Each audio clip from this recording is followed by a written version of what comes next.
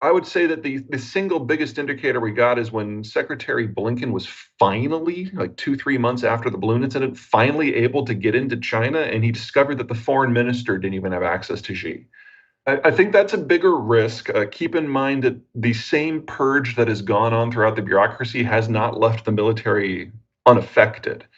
For the balloon situation, for example, it wasn't their military, it was some asshat in the intelligence directorate who just thought that this is how we stick it to the Americans. Uh, it's a non-zero risk, and our intelligence services are capable of monitoring those people because they're having conversations. You can't bug Xi's phone because he never talks to anyone. Um, I don't want to say it can't happen, but Xi has purged talent out of the military as well. And so if someone in China did pull the trigger, you would expect to see a relatively similar breakdown in the decision making within the military that we're seeing within the bureaucracy, and it probably wouldn't go as well as a lot of people think it would. Keep in mind that aside from providing intelligence and equipment, the Biden administration has not moved us closer to being in any sort of meaningful conflict with anyone.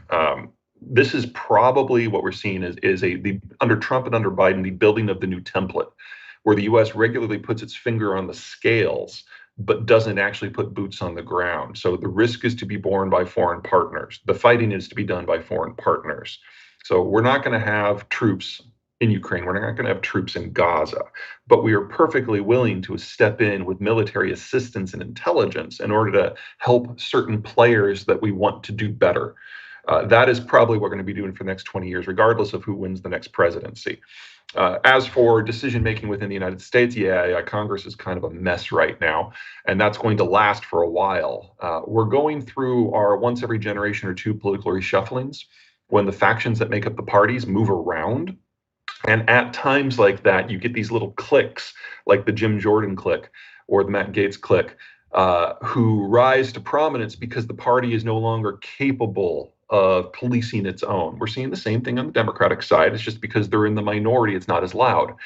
That will last until such time as the factions settle into a new format. And I think that's still going to take at least another 3 or 4 years. I don't think it's going to happen before this presidential cycle is finished. If you look at this as objectively as you can, the very short version is that the Trump administration, by elevating the populists, pushed the business community and the national security community out of the Republican coalition. So they've effectively become swing voters.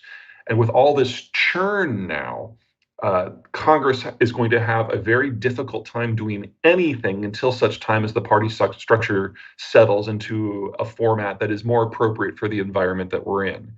If I were a betting man, I would guess that this is the moment that a third party of disaffected Republicans forms and then sucks in a lot of moderate Democrats to become the balance of power within Congress. We're not there yet. A lot of these disaffected Republicans haven't quite come to the conclusion that they are no longer functionally party members, but I think we're going to get there in the next 2 years. Sure, the presidency, I agree. I don't think that can happen. But this is the 7th time we've gone through one of these transitions. And in the first 3, we definitely got a third party that formed, and then one of those 3 parties died. In the more recent 3, what's happened is there was an evolution within the coalitions and the faction switch side. What we're going through right now is a lot more similar to the first 3, because right now the core, the decision makers, the old school Republicans have been ejected from their own institution.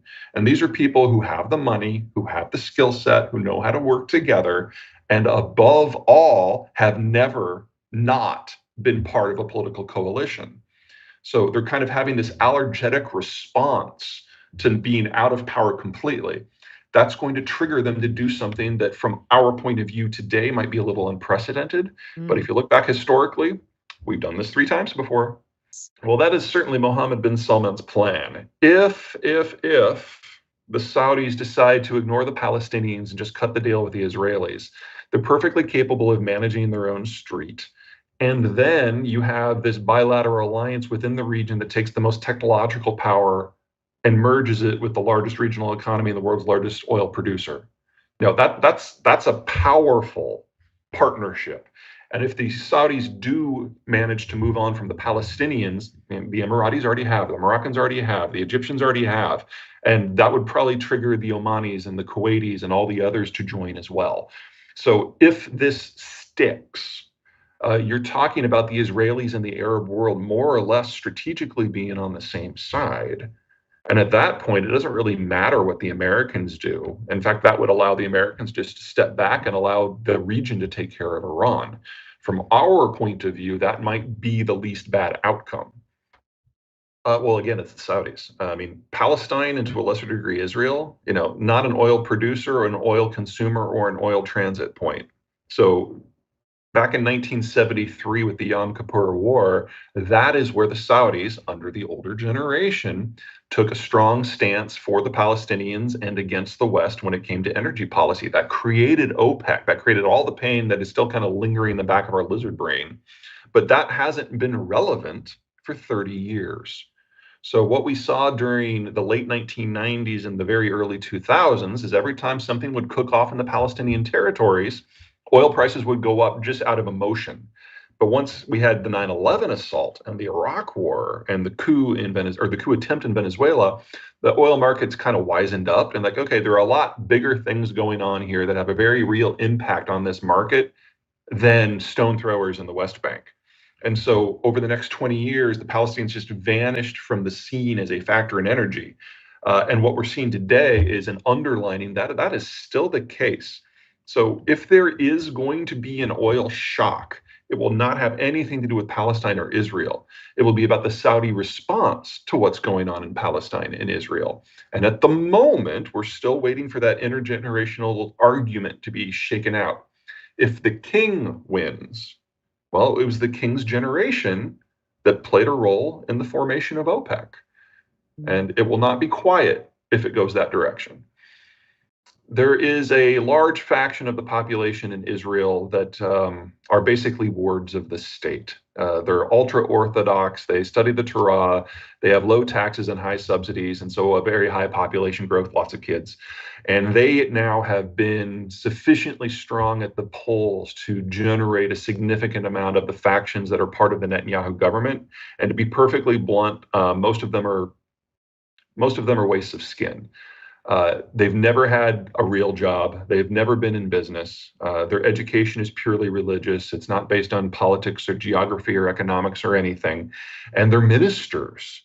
And they have been on watch while this attack manifested. And the credibility hit to them with the overall population in Israel is crippling. So I don't know how long this government can last, but I know that this specific government will fall because they have proven they're incapable of running the country without a lot more practice at doing something else.